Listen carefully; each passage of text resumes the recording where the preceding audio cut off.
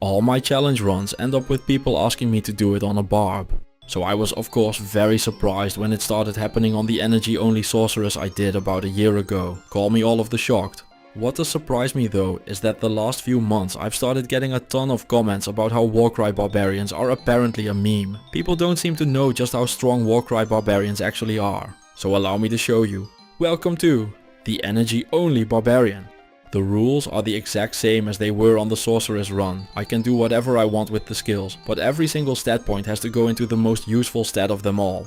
Energy. Just like every run we are starting off in Hell Act 5. No, just kidding. We all know it. We all love it. We all ignore Warrior there together to blitzkrieg the Blood Moor as fast as possible.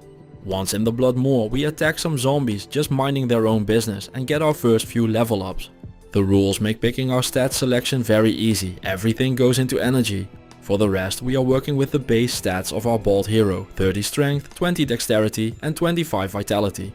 Which isn't a lot, but that's the whole point of doing a challenge run. Energy wise we start off with 10, cause we are strong burly men, but this time we are going cosplaying as the most energetic burly man.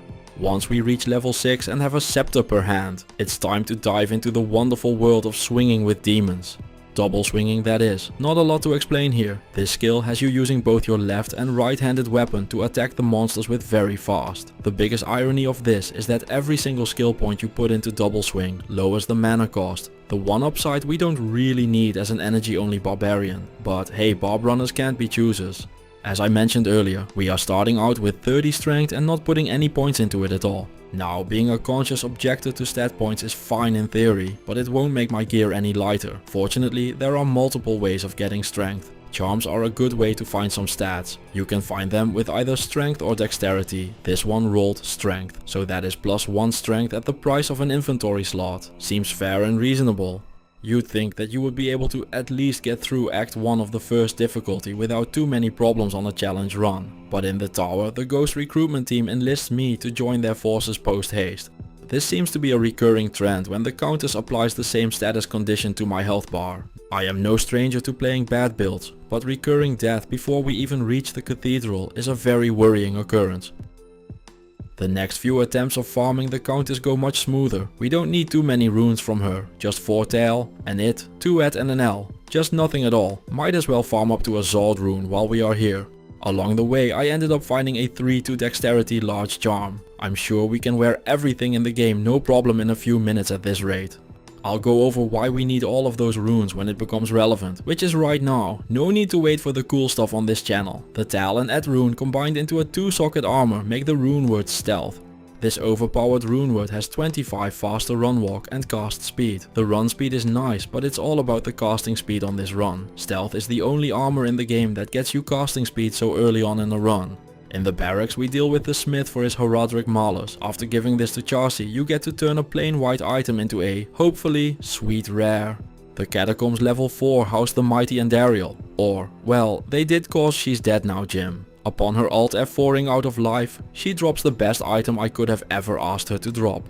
Crush Flange has enhanced damage, 33% crushing blow, meaning that a third of the time it deals a percentage of the life bar of the boss, which ends up being a whole lot of damage. More importantly though are the other 2 relevant mods on this, 50% racism to the undead and 15 strength, catapulting our strength into the stratosphere all the way up to 46. Oh, and there is also 50% fire resist helping our survivability. This does mean that I farmed way too many runes that I now won't need anymore, but that is a sacrifice I am willing to make to get a 50% strength bonus. In Act 2, the first thing I do is to go and buy a 3-socket weapon. Now normally I would buy a flail cause they get 3 sockets and are a faster weapon, but they require too much dexterity, so I end up buying an axe instead. Let me ask you a question. How many games do you know where 3 times 75 is 226? 0? Well, now you know 1. And it's Diablo 2, which means all the other games are wrong. But you know what isn't wrong? Today's sponsor, Manta Sleep. You know how in Diablo 2, the real enemy isn't Diablo, it's saying one more run at 2:18 AM. Because somehow baal runs turn into bird runs as you hear them chirping outside. Turns out the true Lord of Terror is sunrise, and also that one streetlight that beams directly through your window like it has a personal vendetta. which is why I have been very happy with the sponsor of today's video, Manta Sleep. The Manta Sleep Mask Pro is like deleting light radius from your life, just a total blackout. I'm talking getting surprised by dolls' endurance levels of dark. You put it on and it's just a black portal to darkness. No light sneaking in from the side, no weird pressure on your eyes, and it's actually comfortable enough to sleep in all night. So even if I stay up a few weeks too long trying to find that one perfect drop, I can still wake up feeling ready to try again. If I'm going to sleep, it should be normal, not nightmare. Stay a while and rest knowing you got a 10% discount thanks to my code NUCLEAR. You can find both the code and my link in the description and the pinned comment. Thanks again to Manta Sleep for sponsoring this video. Now let's get back to the story.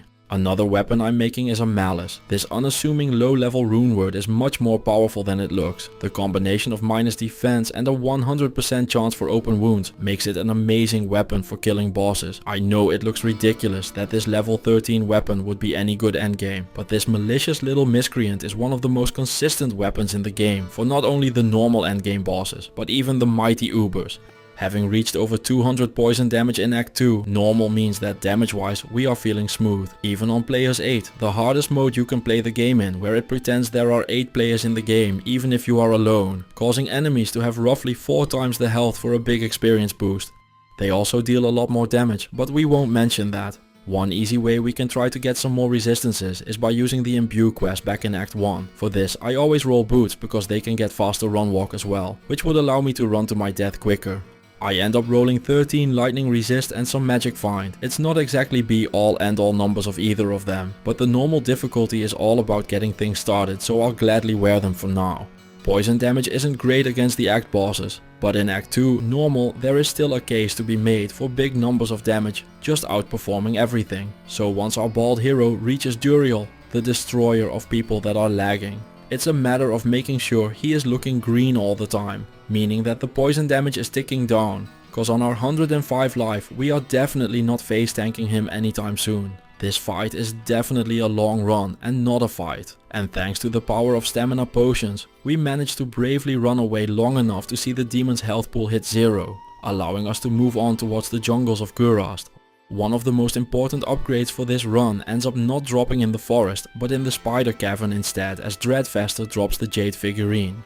Normally this is a nice upgrade that you just kind of pick up along the way, cause it's there anyway, so why wouldn't you? But in this run where we are not only doing an energy only run, we are kind of by accident also doing a no vitality run, resulting in our life total only getting the boosts from our level ups. Every level up gets you a sliver of life, but it's just not enough. So getting an additional 20 from the jade figurine in this run isn't just 20 life, it's the equivalent of putting 4 jar runes in your gear. Seems like good value for a quick walk to a weird old man in an abandoned cabin to me. While Ormus cheapskated out on me like usual, the council absolutely didn't. Mr. Vilehand ended up dropping a rare ring that is easily going to be my ring until the end of the run. Dreadmaster has 1 to strength to help us out in the stat department. Some mana cause our strategy of pumping everything into energy while using a skill that doesn't cost mana was obviously getting us in trouble in that regard. All kidding aside though, the great part of this ring is obviously the massive pile of resistances. 28 cold and 25 lightning is just fantastic. The 6 magic find is just the cherry on top of what is all in all a fantastic ring. A thing that has been happening for a while is people commenting that they didn't know you can get dolls on level 3 of the Durance of Hate. It makes sense that the lovely viewers of this channel that are definitely subscribed and have checked to make sure. Being subscribed to this channel increases the odds of not finding any dolls after all. So having done that, you won't be finding any of them anymore, cause they are all spawning in my games. I don't know why, but I keep rolling these stupid fuckers every single time. They probably just hate me cause I'm beautiful.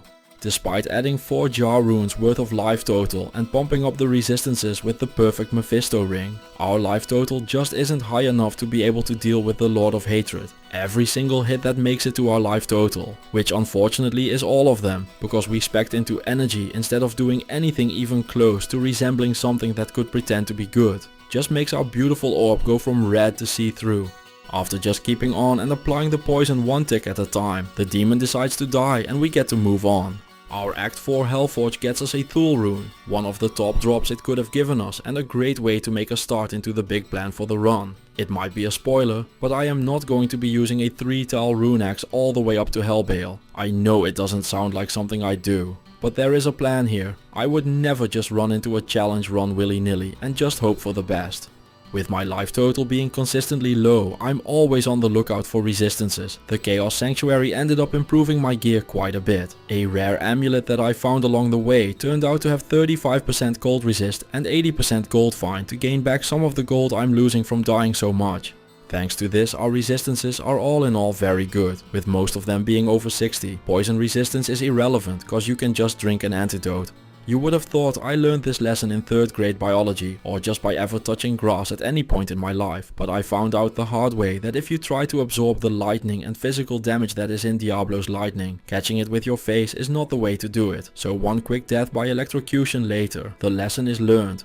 Between the poison ticking down and the immensely powerful crushing blow from the crush flange, which I'm surprised at this point doesn't have a hernia from all the carrying it's doing. Anyway, it just crushed Diablo's life total. He ended up dropping a rare crystal sword that has +1 to barbarian skills. While it would be an upgrade very soon, its 43 strength requirement is a bit too steep right now without the crush flange, forcing me into an awkward position of having to choose between the venomous axe or +2 skills instead of just getting both. With 4 acts done, there are 11 more to go. Knowing that there are so many little problems already makes me feel like I'm trying to climb a mountain without using my hands, or legs, or brain. That feeling will disappear soon, cause we will be able to get into a good build that utilizes all the mana we are gaining once we reach level 30. With us not spending the mana we were getting from the energy stat, we've basically done the first 4 acts statless, but that will all be over soon. Having reached Eldritch, we have reached the point of the run where we do all of the grinding that got edited out later, cause it's boring to watch. We did that up to level 30, after which we went to the Den of Evil, cause we want both the skill point and the respec it gets you as a reward. Stat wise, we are done very quickly thanks to the nature of our challenge. We smooth brain all of it straight into energy. I would say no questions asked. But I have a lot of questions about why anyone would do this to themselves. No matter though, we are here to ruin our vocal cords, not to think. Skill wise, we are going into Warcry and its synergies. Warcry has you yelling really hard and that apparently creates a circle around you made of physical damage and stunning the enemies. Like I mentioned in the intro, a lot of people meme around this build and think it's bad. They are wrong. It is by far the strongest barbarian build to play through the game and up there as one of the safest builds in the entire game. And I don't mean just for the barbarian, I mean for all the classes. Seriously, we were just dying all the time due to our low life total, but Warcry just straight up removes every problem we have by just stunning everything for a few seconds. The stun length on this is absolutely insane. You can just stun something, go do a Mephisto run on your sorceress and get back while everything is still stunned.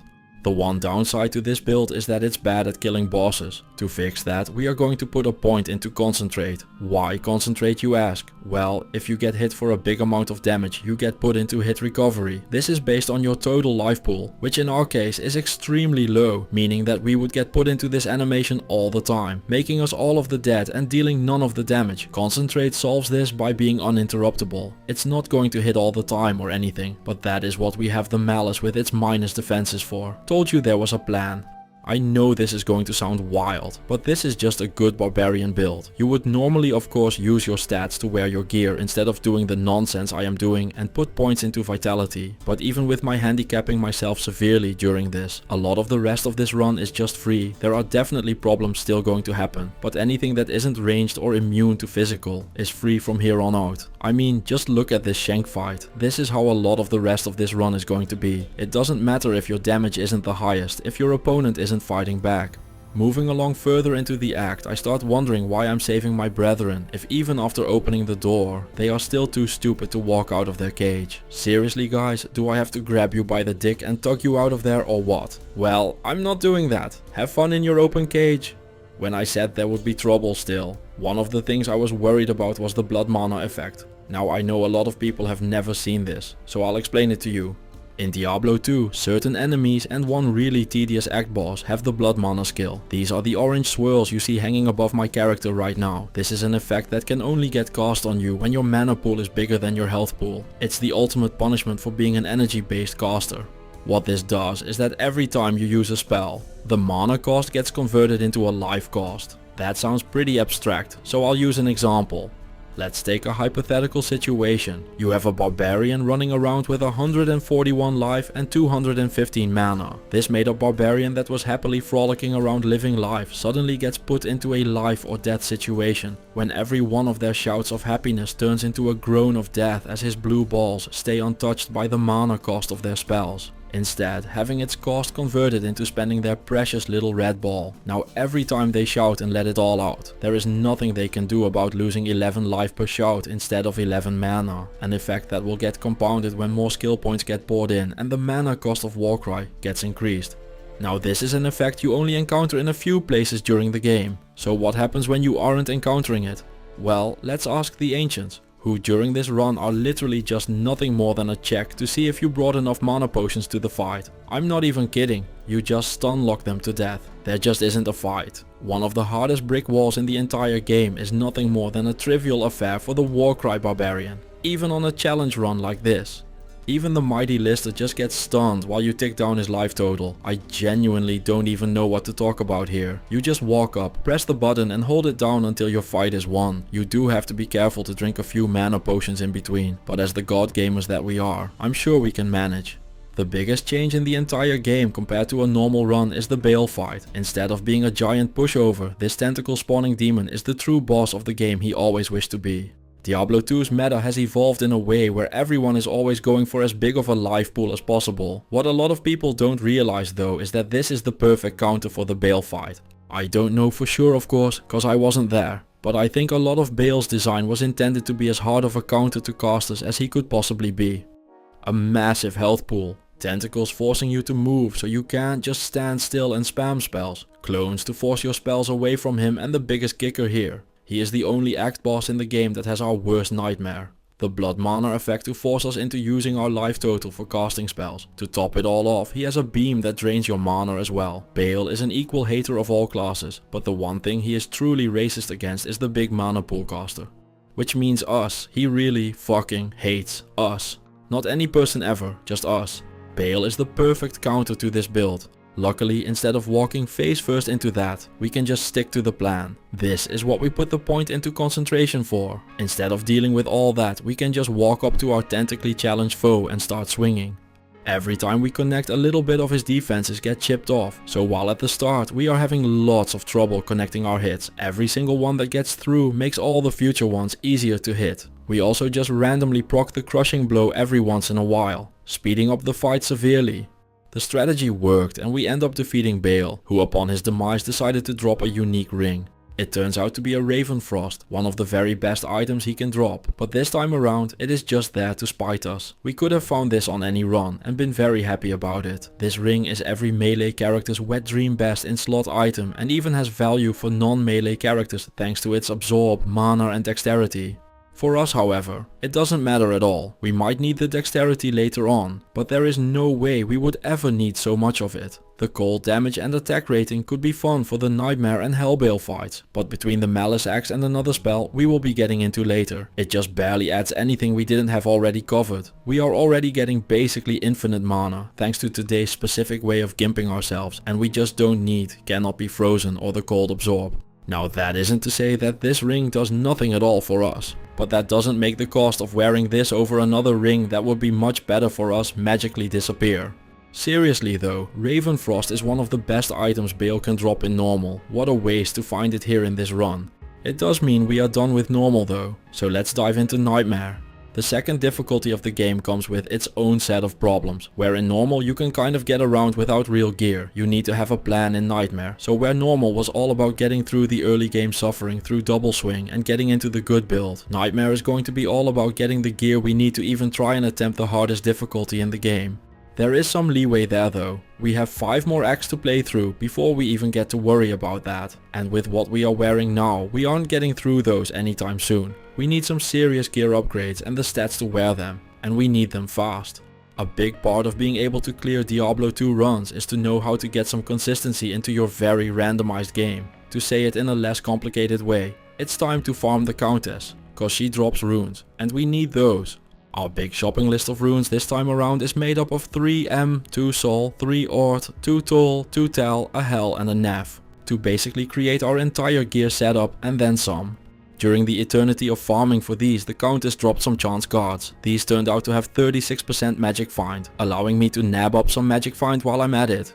When you're farming for this long, other good drops are just a matter of if, not when. After opening up a rare chest, I get to upgrade my amulet to one that has +1 to Barbarian skills, 37 life and 10 fire resist. Now this doesn't sound like an upgrade over 35% cold resist, but Barbarians are the class to profit the most of +2 skills thanks to all their wonderful overpowered passives, like increased stamina. Meanwhile, on screen there was a lot of farming the countess going on, during which I picked up a Kuko Shakaku. A perfect solution for a problem I don't have yet, but now will just never have. Our build is designed around Warcry and Concentrate. Both of those deal physical damage, meaning that a physical immune enemy would stop us dead in our tracks.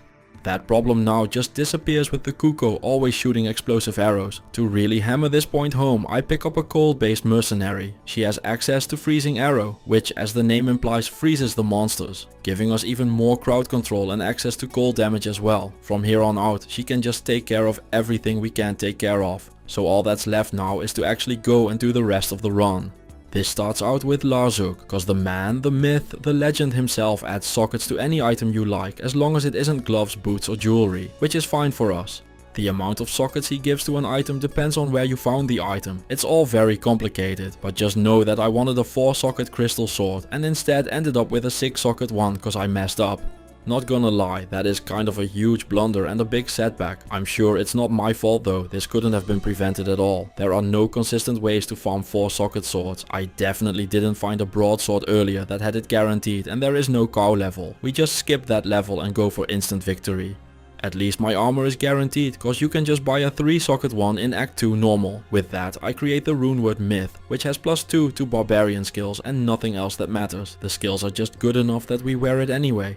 With my gear improved a bit less than I would have wanted to, it's time to move on to the Cathedral level 4, where Andariel is waiting for us. Even with our low life total, we are just able to tank her poison damage, so we just win the fight. Before moving on, I shout at the devil guarding the Malus and create a helm for myself. Lore has +1 to skills and 30 lightning resistance, which gets us +1 to skill and 30 lightning resistance. Sometimes things just aren't complicated. The imbue nets us a +40 lightning resist circlet by the way. I'm not going to wear it or anything, but I know people are curious. My first 4-socket sword drops in the maggot lair in the form of an aptly named bastard sword. Its 62 strength requirement is very far out of reach, but I don't have anything better to play towards, so for now the goal is 62 strength. The Duriel fight is the first time you see this little orange ball above an enemy. That little ball is called Battle Cry and it lowers the attack and defense of an enemy. It's also a synergy of Warcry, so it's a very convenient way to boost our survivability a ton, allowing us to tank Duriel straight up. I'm not using Concentrate here because of Duriel's Holy Freeze aura by the way, it's just too slow with that applied. And no, the Raven Frost doesn't work against it. There are two different freezing effects in the game, namely Freeze and Chill, with Freeze being done by cold damage as we all know it. Cannot be frozen works for that no problem. Holy Freeze, the aura Duriel is a bigger fan of than us, does the chill effect, which isn't stopped by cannot be frozen, so instead of suffering through all of that, I just did the fight as a casting barbarian and ignored the whole problem altogether. There's not a lot to talk about in Act 3, I just stun-locked my way through all of it, so let's move along to Act 4. And well, you'll start to see a recurring theme here. I stun-locked everything in Act 4 as well, except Isual, cause you can't stun him. But with Battle Cry applied, he doesn't deal enough damage to be a problem. If anyone was wondering, yes, you can stunlock Mephisto, this skill is just that broken. Our Hellforge netted us an rune, which we can use for either open wounds in a weapon or for resistances in another piece of gear. I don't know what I want to do with it just yet, and who knows what things are looking like in hell, and I'd rather wait on making the decision, so I'm saving it for now. The Grand Vizier of Chaos ended up gifting us our endgame boots, 30 faster run walk, 4 dexterity and 33% fire resist. I'll gladly take these and wear them all the way to the end. 2 pieces of final gear done, only all the others to go. Good thing we aren't getting close to the hell difficulty or anything. Upgrades keep on coming throughout the Chaos Sanctuary. The dopamine from the boots has barely settled down when a 4-socket sword I can actually wear drops. Not wasting any time I make the Spirit runeword. This runeword is just stupid good. For the price of a couple of runes that barely matter, you get +2 to skills, faster cast rate, a pile of vitality and a pile of mana. This one is actually a pretty bad roll with 26 faster cast rate and 92 mana. They can go up to 35% faster cast rate and over 100 mana. But it doesn't matter in the slightest. This weapon is insane and the next piece of our final gear. We don't have the strength to wear it without the crush flange though, so while keeping the additional plus skill from the rare crystal sword would have been even better. That is not an option we have available to us. I think at this point I just got brain damage from all the brokenness or something, cause I just fought Diablo with the Warcry skill. Not a too big a deal, but it would have been better to use concentrate. Despite us having only 504 life, we are still easily able to tank through the fight and get to move on. After pretending Frozenstein was a challenge in the Anya quest, I jumped the gun and made my second spirit in the bastard sword. Looking back, I have no idea why I did that. I could have just defeated Shank, gone back to the level that doesn't exist, get a sword I can wear there and just go and socket that. I could also just have waited until I naturally found a 4-socket sword I could wear, or until I had the strength needed to wear the bastard sword. I had a ton of great options available to me, and I took none of them. I'm still off by 11 strength by the way, which is kind of the only roadblock left on this run. Resistance wise things are getting more and more fixed. With our current resists, we'll be in the positives even in hell. Between that and the stun from Warcry and the frozen arrow from the Merc survivability isn't an issue anymore. All we need now is to get the final pieces of gear going. Speaking about survivability not being an issue anymore, just like in normal we locked the ancients out of the fight again. Or well, that is what we tried to do, but it turned out that I had not brought enough potions, so instead of just sailing through it for free, I got to do the content way of life, meaning I made things way too difficult just to look cool. And well, just watch how that ended up.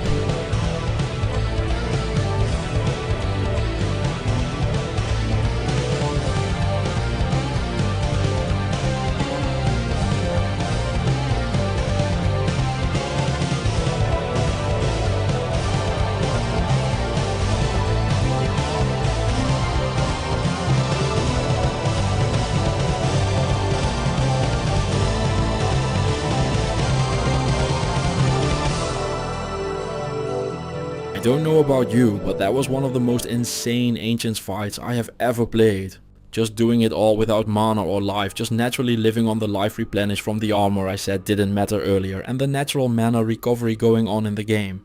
I'm not even going to deny it, I was pretty damn proud of how I did that fight. The rest of the act was no big deal. I got ambushed at the entrance of the throne room by souls, but nothing a quick stun couldn't solve. And the same applied to the baal waves, just no big deal thanks to all the stunning. Not everything went according to plan, cause plans apparently work better when you stick to them. I don't know what to tell you, I did the Nightmare Baal fight as a caster, and it was awful. The entire fight boiled down to me downing potions as fast as I could while hoping that someday the hurting would stop. Which it did when Baal shattered into a million tiny pieces. I mean, it wasn't pretty, but I did win. Before getting into hell, I need to stop being greedy and get some more gear that will help me get through the game. To that end, I went gambling for gloves to replace my chance cards. We ended up with the Stormclaws. These heavy gloves sport 5 strength, 5 dexterity and 12 lightning resist. I'm not going to claim they are the greatest gloves ever made, but they are exactly what we are looking for with resistances and stats. My second ring came after saving Deckard Cain from the woes of Tristram. I don't know how he gets himself locked up there every single run, but I'll take the rings it gets me as a reward. Stonewhirl has 10 faster cast rate and 26 lightning resistance, seems decent enough to me. During shopping for gear I can't help but feel bittersweet. On the one hand I am glad to see a belt that has 15 strength, so we will be able to wear 2 of our weapons instead of 1 and a crush flange. This however does mean that it is time to say goodbye to the one who carried it all ever since all the way back in Act 1 normal. We do get one final moment though as we prepare a second spirit to wear, cause the bastard sword is still too heavy without the crush flange. Figuring this build would be easily capable of doing it, I decided to just go and farm my runes in hell, at level 53. This resulted in me occasionally getting poofed on the spot when something got to me first, but the possibility for getting some much stronger items is easily worth it. It resulted in me finding a rare ring that has fire resistance with some added resistance to the other elements, an easy upgrade over the ring we just got from saving Cain. A few runs later I had found everything I needed and a pole rune. So I went back to Nightmare to defeat Shank and get my socket quest reward. Second time around I did not mess up and used a sword that can get 4 sockets at most. I'm still pretty sure the first time was Lazuk's fault though, but let's just let bygones be bygones and enjoy our second spirit sword. Just like the first one, this rolled awful, but it doesn't even matter. I'm just happy to not have to use one of my weapon slots to be able to use my other weapon slot. All in all though, there is only one thing left to say to who I think is the hero of this run. Thank you for your services, Crush Flange. You carried us hard and far on your back. This run would not have been possible without you. May you enjoy the glory you are due for the rest of eternity. Our job isn't done yet though, so having said goodbye to an old friend and partner, it is time to get back to work.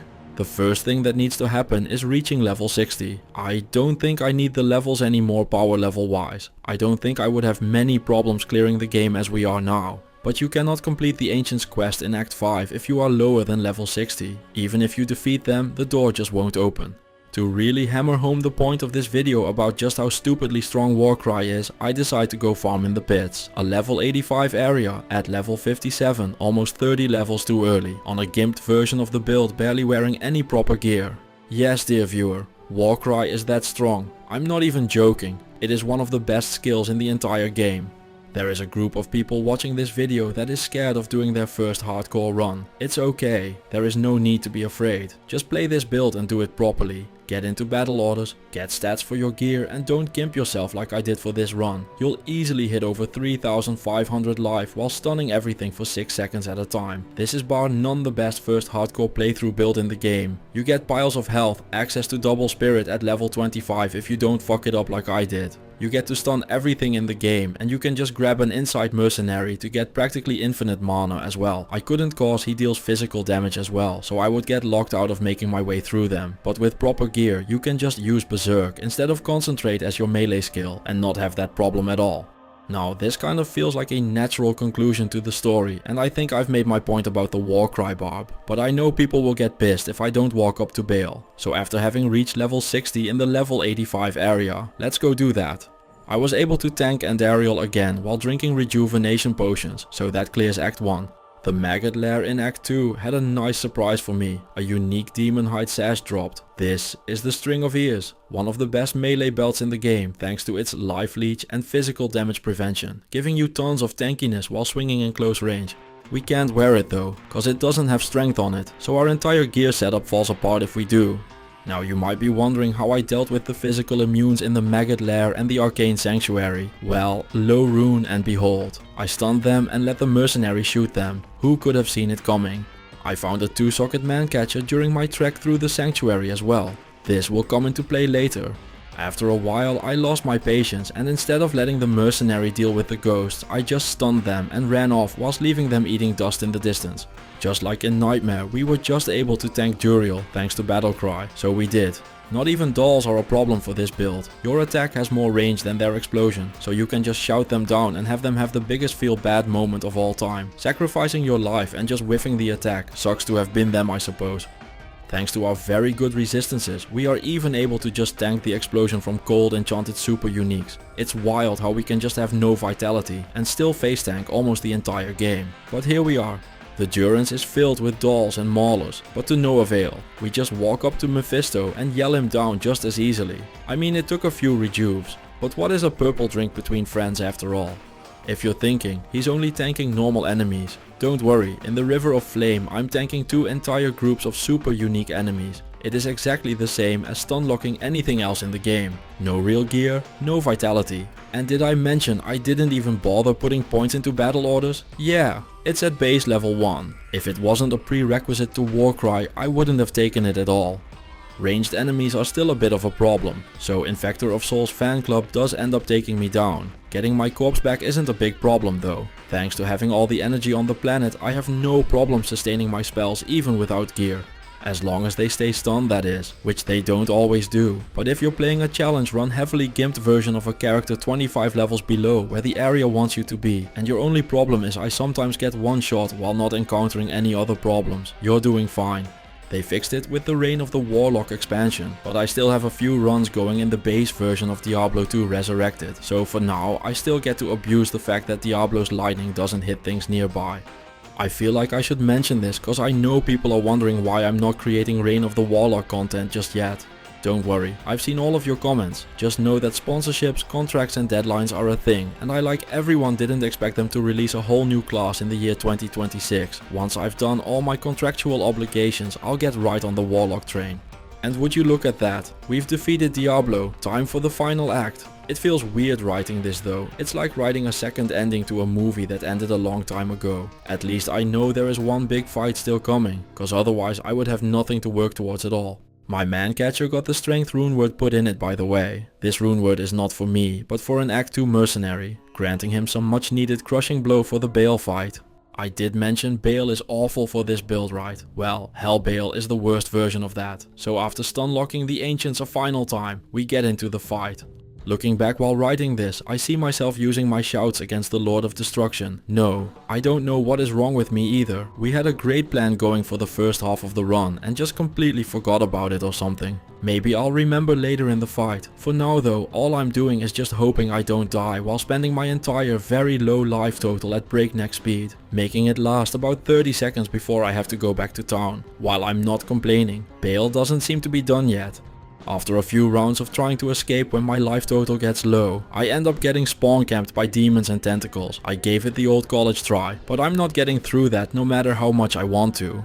This ends up with me realizing that the flying stick and I have to take the waypoint and work our way back to the Worldstone chamber. Fortunately, I did clear everything out, so it's just a matter of walking there again. Tedious, but it could actually work instead of just running into the spawn camping again and again.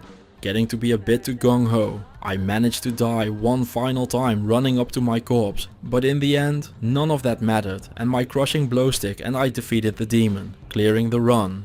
I feel like this video has long overstayed its welcome, but it feels right to have completed the run, so I'm going to get out of here now. Thank you all for watching. Thank you to Manta Sleep for sponsoring the video. Don't forget to check out the link and my discount code in the description and pinned comment below the video. Thank you all to the channel members for being awesome and supporting the channel, and I will see you all in the next one.